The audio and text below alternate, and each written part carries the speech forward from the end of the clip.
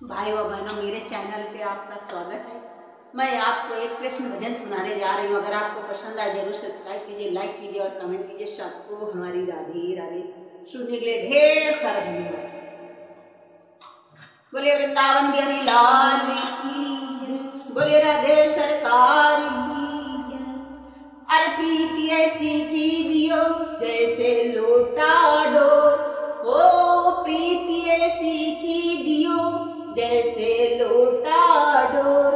अपना गला फसाई के लोटा लावे मोर।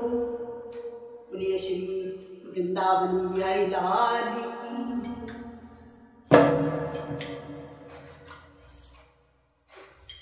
अरे मैं तो छुपते छुपाते आ गई कान्हा तेरी डगरिया, तेरी डगरिया कान्हा तेरी डगरिया, ओ तेरी डगरिया कान्हा तेरी डगरिया। ओ छुपते छुपाते आ गई